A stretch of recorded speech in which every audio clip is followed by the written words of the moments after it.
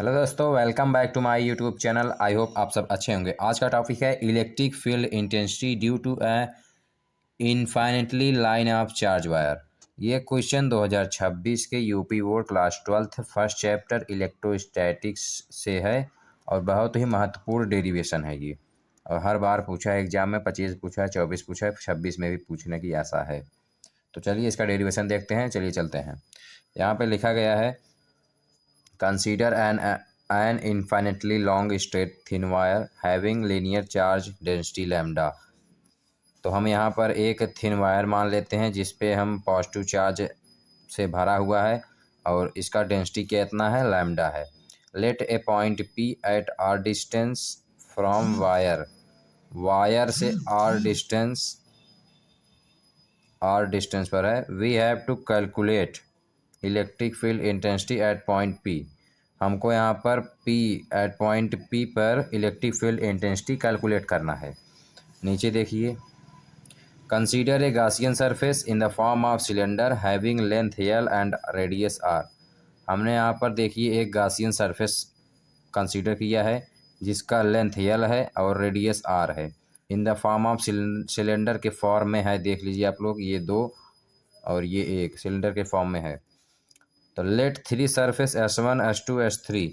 ये पहला वाला ढक्कन S1, दूसरा बीच का कर्व होता है, बीच वाला जो कर्व होता है उसको हम S3 कर दिए और जो नीचे वाला हिस्सा होता है S2 है। तो पहला लिखिए, देखिए S1 and S2 are plane surface. S1 है और S2 है, ये दोनों प्लेन सरफेस होगा। और S3 is curve surface. S3 जो बीच का पार्ट होता है वो कर्व होता है, इसलिए हमने कर्व लिखा है। तो electric field intensity is tangential at surface S1 S2 and perpendicular to S3। Okay, जो यहाँ पर इलेक्ट्रिक फील्ड इंटेंसिटी ज्ञात करना है हमको। Tangential at surface S1 and S2। S1 और S2 के टेंजेंशियल जाएगा और S3 के परपेंडिकुलर ही रहेगा। ये देखिए दोनों का इलेक्ट्रिक फील्ड सेम है। यहाँ पे ये पैरेलल हो गया, इसका परपेंडिकुलर, इसका भी परपेंडिकुलर। अब देखिए φ1 and φ2 and φ3 be electric field linked with the surface S1 S2 S3। ये तीनों सरफेस इस φ1 φ2 इलेक्ट्रिक फील्ड से लिंक्ड हैं। Phi equal to φ1 plus φ2 plus φ3, ये तीनों इसी तरह से जुड़ते हैं। इसके आगे आप φ5 φ6 ऐसे n टर्म तक ले जा सकते हैं।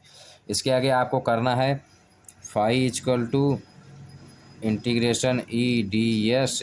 वन के लिए, अगर वन के लिए देखेंगे तो यहाँ पर 90 एंगल बनाएगा, तो कास थीटा की जगह कास 90 एंगल लिखते हैं प्लस EdS कॉस 90, दूसरा वाला भी प्लस EdS कॉस 0।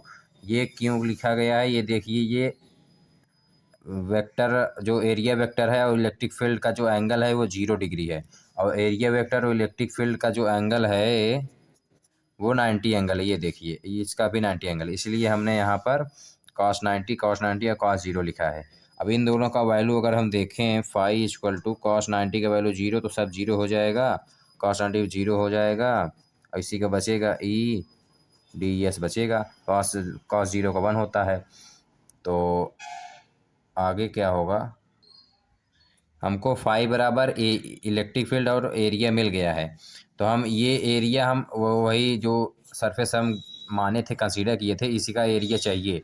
तो यस इक्वल टू हम 2πRL, हम जानते हैं ये सिलेंडर का एरिया होता है, कर्व सरफेस एरिया। तो हम फाई इक्वल टू E2πRL लिख देते हैं। उसके बाद आपको phi equal to by the law of Gaussian law आप जानते हैं, गास लॉ। तो गास लॉ से आप जानते होंगे Q inside upon epsilon not, ये है फाई की वैल्यू। तो हम इस वैल्यू को यहाँ पर पुट करेंगे। तो फाई इक्वल टू यहाँ पर हम क्यू अपॉन एप्सिलॉन नॉट करते हैं, इलेक्ट्रिक फील्ड 2πRL। अब आपको देखना है क्यू क्या है। क्यू एक चार्ज है जो हम लीनियर चार्ज डेंसिटी में अभी ऊपर पढ़े थे, लैम्डा इक्वल टू Q/L होता है ना।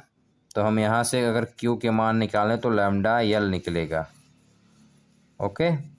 अब आगे इसका मान हम इसमें पुट करेंगे या इसका वैल्यू हम क्यू पर रखेंगे, तो हो जाएगा आपका lambda l upon epsilon naught equal to e two pi r यल।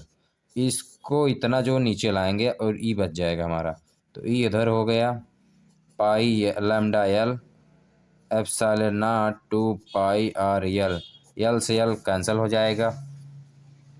आगे आपका बचेगा lambda upon two pi r epsilon naught. यही है electric field due to an infinitely line of charge wire. तो यही आपका प्रूव हो गया। वीडियो कैसी लगी कमेंट करिएगा। धन्यवाद, मिलते हैं अगली नेक्स्ट वीडियो का। सब्सक्राइब करना ना भूलिएगा। जय हिंद।